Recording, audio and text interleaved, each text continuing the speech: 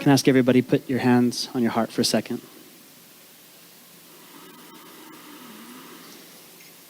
I just want you to take a second and ask yourself, who loves Julia Roberts?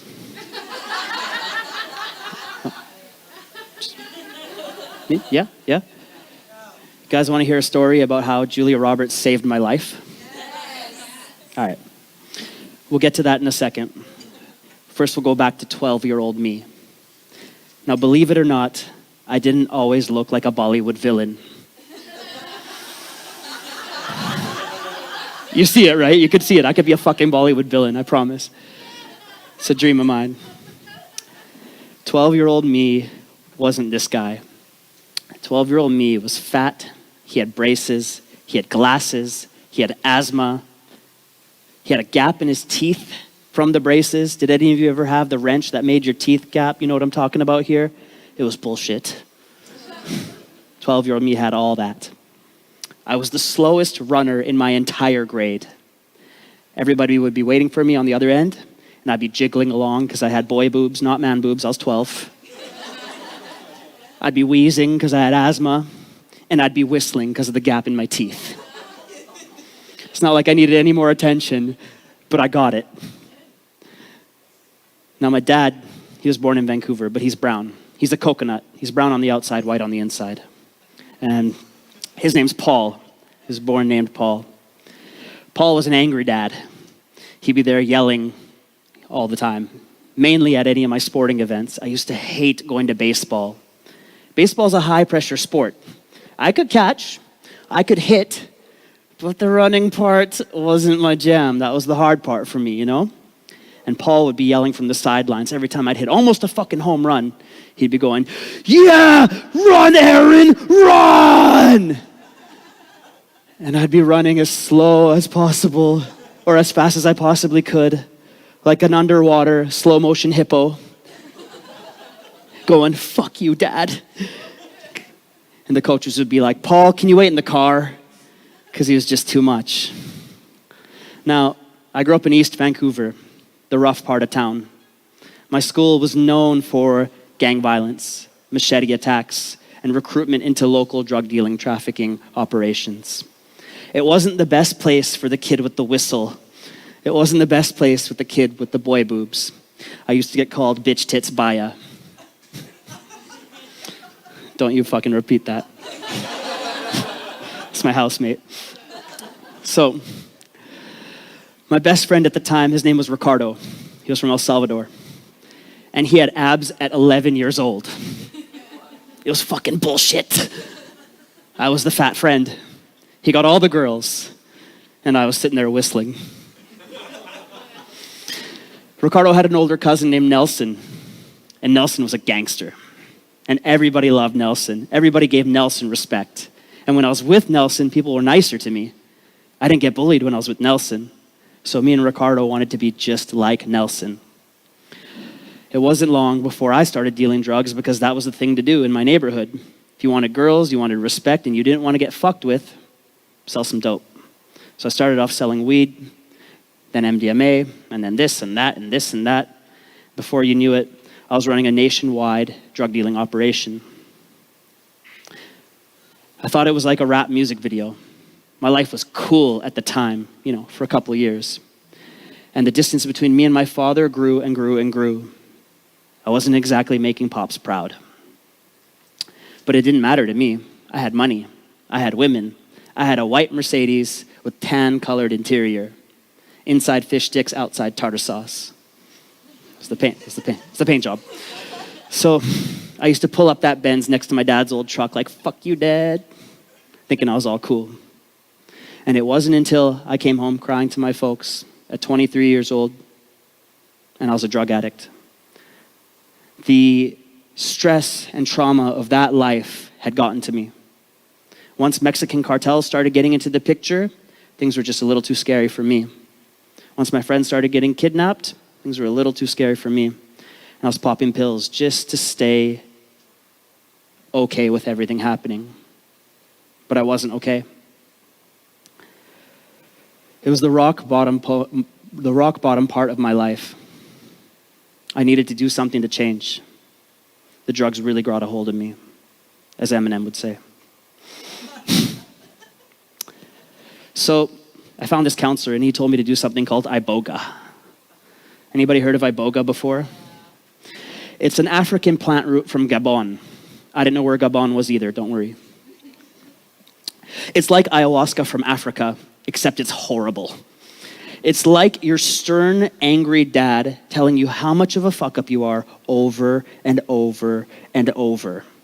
And if you move, you'll throw up. So you just gotta sit there and take it. I did this for a week straight. And on the third day of an 8-hour journey, I saw my entire life flash before my eyes. I saw how did this guy become a drug dealer?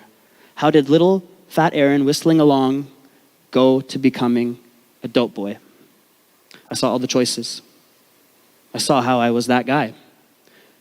But I also saw that I could make some changes. I saw that I could take responsibility for my future. And I saw that I needed to make a big leap. I need to do something different. Now, the mornings after you take iboga, you sit there shivering in a blanket, contemplating your life. And they told me, yeah, you can watch Netflix. I was like, okay. So I'm sitting there and they're like, don't watch anything violent, don't watch anything scary, positive, happy things only. It'll come up later in your journeys. I was like, okay. Already a strange situation. So I flip on Netflix, and that's when my world changed. That's when I saw a miracle. I was taken to a new scene. I was taken to somewhere completely different than anything I've ever witnessed before. I saw the magic of Bali. I saw a offering, devotional prayer. I saw beautiful Balinese people. It was different than anything I'd ever experienced. I knew whatever that was, I needed it in my life. That's when the movie Eat, Pray, Love changed my life. Who would have thought?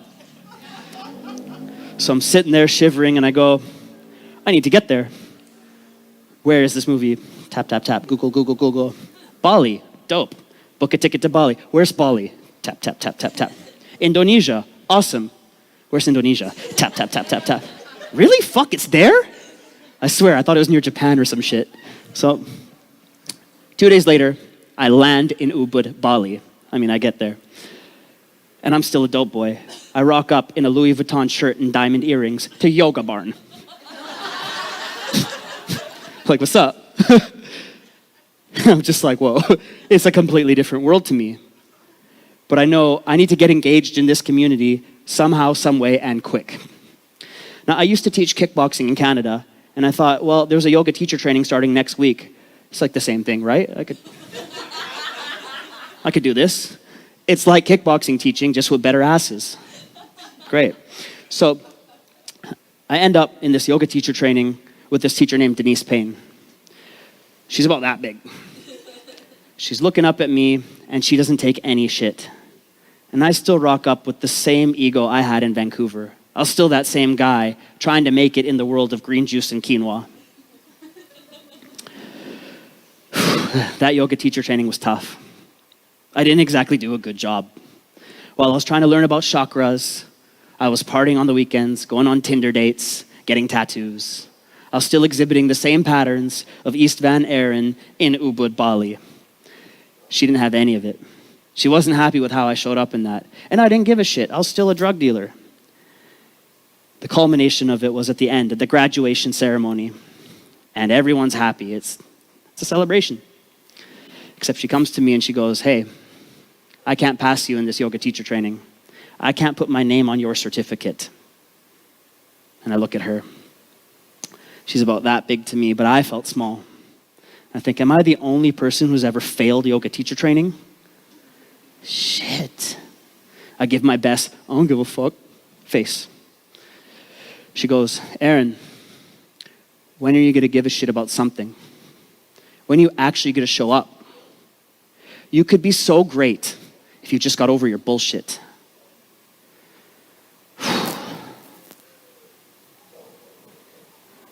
No one ever talked to me like that. And it hurt. I tried not to cry. Tried to be tough. All the other yogis are happy, prancing around, fucking mala beads everywhere.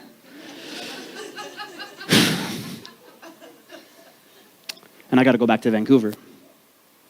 I failed the shanty world. And I got to go back to East Van, and I know what's waiting for me. I know I got to get out of that life because it's going to swallow me up whole. I'm flying back from Vancouver, back to Vancouver. My heart is in my stomach. I'm scared for my life. The next 6 months were the hardest 6 months of my entire life. I chose that I wanted to get out. But anytime you want to make a leap to do something different, you're going to meet resistance. It's like the universe asking you, how bad do you want it? And I had to go through it. I remember one moment that was a shift for me. Now, to get out, I needed an exit strategy. And to get out, I needed to make some cash. And I couldn't just leave like that. So I was still in the dope game. And I had to do this one drug deal. I was selling 2 kilos of coke to a couple guys I didn't really know well. I was setting up for this drug deal, and I brought a big gun with me. It was a 40 cal with a silencer on it. It was about that big. I was trying to figure out where to hide it just in case things went wrong so I could shoot these guys, because I wasn't trying to lose this 2 keys. I couldn't afford it. As I was trying to figure it out, I had a moment where I just stopped and collapsed. I was having a panic attack. Thought to myself, is this what my world is right now? Am I trying to psych myself up to shoot a couple guys over some blow? This is my life?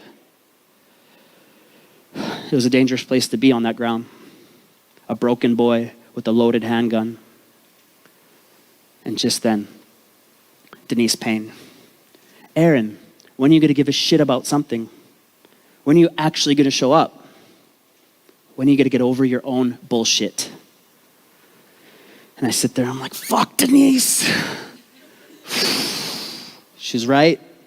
She's right. I knew what I needed to do. I made a decision right there. 6 months later, I'm in prison. The prison's name is Hotel K.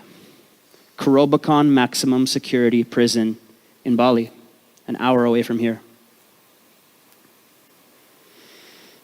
But I'm not a prisoner. I'm teaching yoga.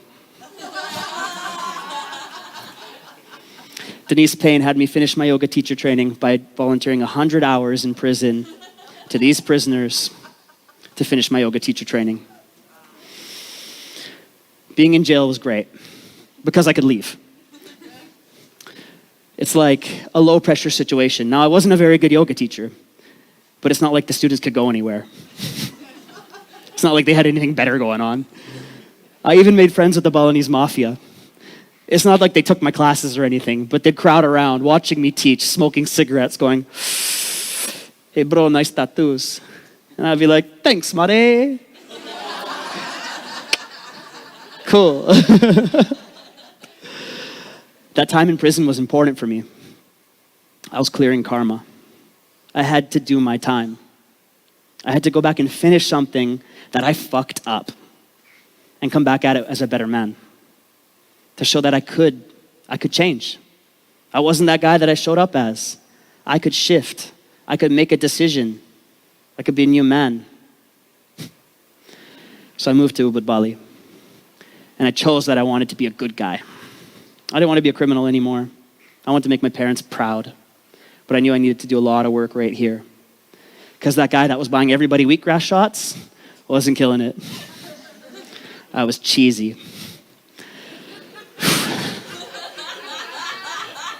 For real. So I did a bunch of self-work. I did 8 meditation retreats, 3 yoga teacher trainings, a bunch of tantra trainings, authentic relating. I saw psychiatrists, spiritual counselors. I saw shamans. I did ayahuasca. I did kambo. I did cacao ceremonies. I danced ecstatically. I did a bunch of shit that guys in my old neighborhood would question my sexuality for. Because I was eye-gazing with guys named Shiva. And I was crying with dudes named Lion. Would have gotten my ass kicked. These are important times for me. I had to do it. I had to shift. I had to put in the work. And I learned a lot during those years. It's been quite a journey. Since that time, making those shifts, making those changes, and investing in myself, I learned I could do anything I wanted. In 4 years, I opened up 4 businesses, and all of them had a big impact on the island. I was done making money that didn't have something bigger than just me. I didn't want to make another cent that didn't make my dad proud. The first business still funds a school for mentally disabled Balinese children. And when I took Paul there, he was about to cry. He saw that. He saw that I wasn't that gangster anymore. He saw that I was doing something better than who I was then. And I got to see my dad, finally proud of me. We're putting out online global Vipassanas, helping everybody meditate in the whole world. And I'm not selling coke anymore. I've been free of opiates for 4 years now, completely clean. Thank you. So my dad, he called me like a month ago, and he was all, catching up with me. We're cool now. And he goes, "Hey, I'm getting fat now." And I go, "Really?" "What's going on?" He's like, "Well, I just can't get motivated to run. I can't get motivated to do anything, I'm just being lazy." And I'm like, "Well, Dad, I've been running every day." And he goes, "You've been running?" I'm like, "Yeah, all the time." He's like, "You used to hate running." And I'm like, "I know, but I'm not that kid anymore. I revisited something that I wasn't good at back then, and I'm a different person now. Now I love running." He's like, "Wow, that's inspiring. Do you have any advice for me?" And I was like, "Yeah. Run, Paul, run."